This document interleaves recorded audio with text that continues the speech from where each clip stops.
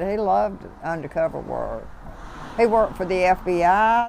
Elwood Norris served alongside Birmingham's finest for 7 years, but 2 on-the-job injuries forced him to retire in the 1980s. After Norris's death in 2014, his widow Janice was entitled to a survivor's pension benefit. So the city began sending her $320 a month. Did you think anything of the amount at the time? I thought it was kind of chintzy, but who am I? He was a perfect gentleman.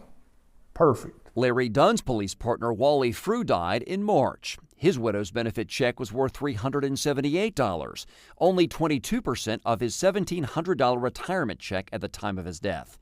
So Dunn reached out to FOP attorney Elizabeth Young. That struck us as strange because, that's a very odd number, and we couldn't find anything in the laws that would even come close to a 22% benefit. After weeks of digging, they found this clause in Alabama labor law, which lists a qualified widow benefit as equal to 60% of the monthly retirement benefit.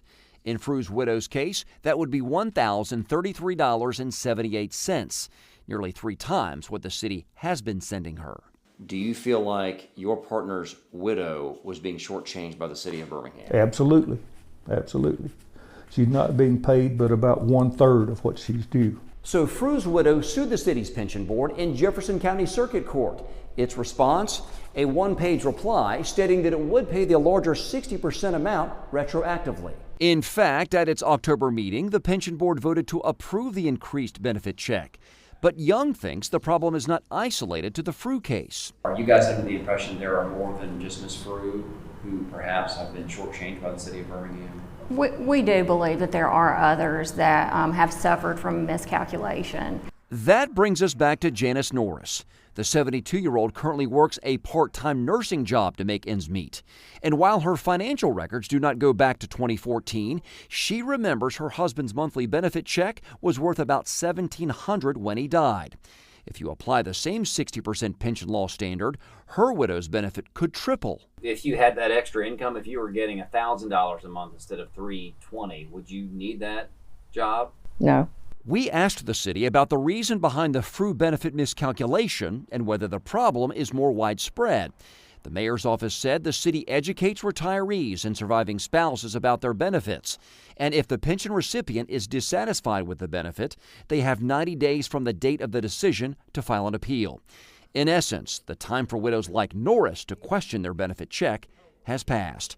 Dunn believes the city should make the widows of its retirees whole.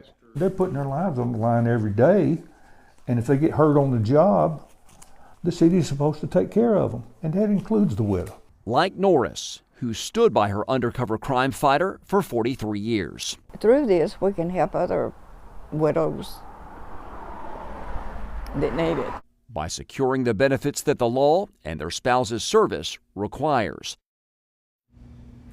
Now, attorney Elizabeth Young urges anyone who feels their widow benefit might be low to call City Hall or a lawyer. For some of these widows, John, the shortage can be pretty significant. Yeah, you're right, Ian. Suzanne Frew's retroactive check would be worth about $3,000, which, by the way, she's still waiting on. Wow. Good investigation, John. Thank you. Thank you. You're welcome.